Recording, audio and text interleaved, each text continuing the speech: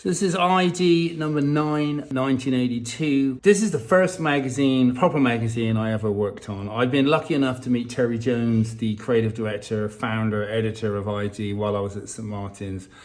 And through a series of events, he ended up inviting me to come and work on the magazine. I mean, this is really where it all kind of started for me. Terry had found this Zen physics book called Woolly Dancing, which had all these wacky physics illustrations and all this titling that he used throughout the magazine. We cheekily put in a page 3 in there, but I'm covering up that for social. Although I wasn't a big gaming fan, I was very into bitmap graphics, and Terry got me to do printouts and screen grabs of all these kind of early kind of bitmap computer graphics, and he ran it through the magazine, which you'll see. I didn't really know what he was going to do with it all. I just was like, at that time, Margaret Thatcher had put a computer in every educational establishment in the UK, and I'd kind of got hold of the one in the St Martin's art room. And my brother was a computer scientist, and he helped write me some programs and really outputting all this kind of bitmappy graphics and screenshots, or just putting them out through a dot matrix printer, which Terry would then use as physical artwork. So all these zigzags and things, I gave him pages and pages of these, which he then pasted into the artwork. I didn't really know what he was going to do with them, to be honest, but he used them like this as borders. What ID invented then, it doesn't seem so revolutionary now, but Terry had been the creative director of Vogue. But, punk had happened, the first punk single was The Damned in 76, we're 82. We've moved, so it's a few years later, but street style has really taken over from sort of fashion. And Steve Johnson was the photographer who used to go down King's Road, and it doesn't seem new now, but it was pretty revolutionary at the time. We used to call them straight ups, but basically it's photographing people against the wall, usually on the King's Road, and they're telling us what they're wearing. This was very revolutionary at the time. And you can see all these people, what they did, where they were. And I thought these were the coolest bunch of people I'd ever seen in the world. I'd come up from Bristol to go to St Martin's, and I was sort of part of this world. Well, I wasn't really, but I thought I was. This was more of the kind of graphic design bits and bits of type that Terry asked me to do. I can't remember whether I drew these layouts, or whether Terry gave them to me. I think a bit of both, and they were recollaged together. This is a kind of a classic kind of set of straight up pictures. Johnny, David, Peter, Leah, just documenting street style. And it was a really cool thing to do. It's been done many times since, and you now see it done on social media, but ID were the first people to do this. As I say, Terry had fallen in love with this physics book, Woolly Dancing, and in this book, every chapter was chapter 1. So Terry nicked that idea, chapter 1, what's happened. So every chapter you'll see is called chapter 1, and he made these kind of he using my printouts made all these things. I was really the printer guy doing this stuff. Terry's the creative director, it's his vision, and I'm just providing these kind of bitmap graphics. I like the way, ID, was never, this is an interview with the band Blancmange.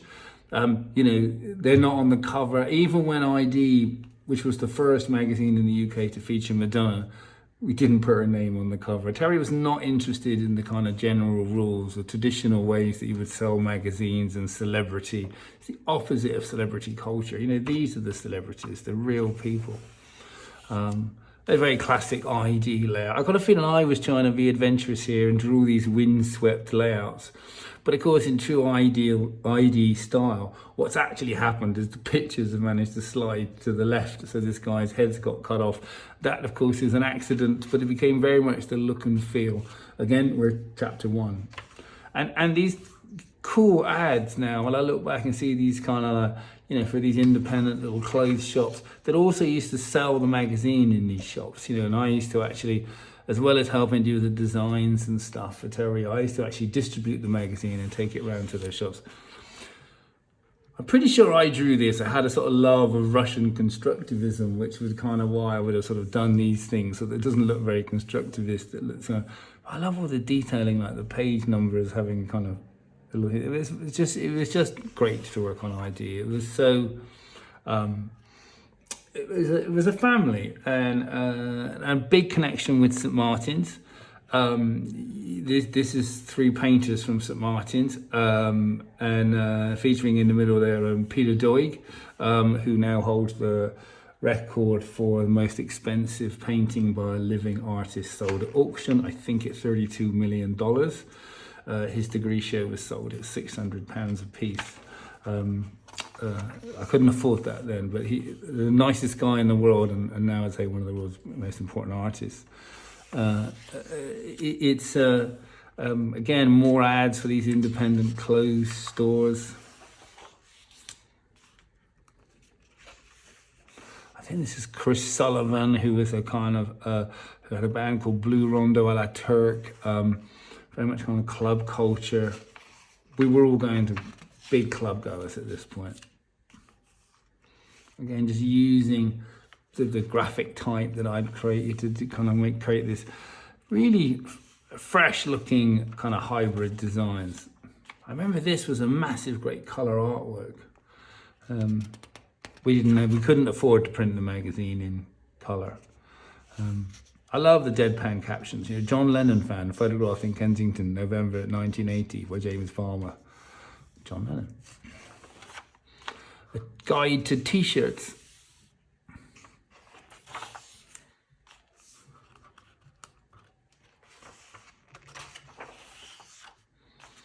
And we used to get people from all over Europe around were sending us pictures. So this, I think, where is this? Meanwhile, on the other side of the Alps, Milan.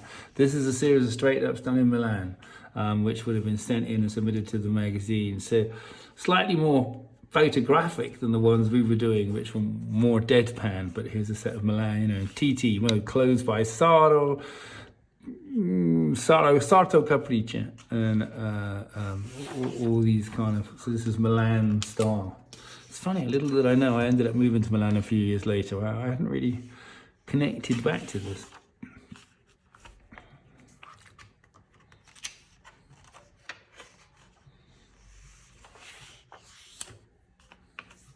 Robin Archer, a St Martins designer. Robin Archer talks to ID. Robin went on to sell through D-Mob and be an important kind of designer. I think now runs a kind of latex business. Again, totally nice guy.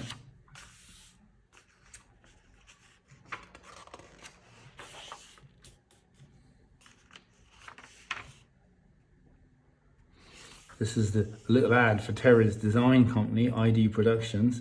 International design service available. Contact Terry Jones. 71 Sheriff Road. That was the house that he lived in with his family. And as I say, we put all this together in the spare bedroom. More of Terry's brilliant use of fluorescence and colours. Funny enough, I'm doing the job now using some of these ideas 40 years later, if that's what it is.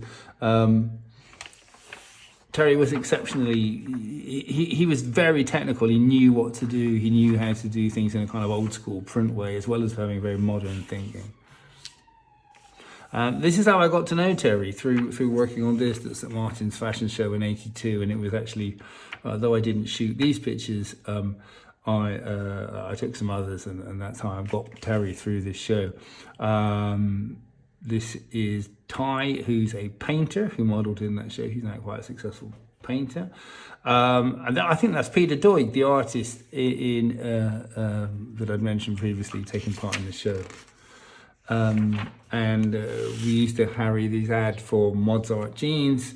Again, brilliant use of fluorescent by Terry. And there we go. It was, as I say, it was. I mean, I'm sure you all know ID. That's when I started on ID. Very, very junior. I'm not taking any credit for this. And from a sort of creative point of view, I was sort of excited to be there, really.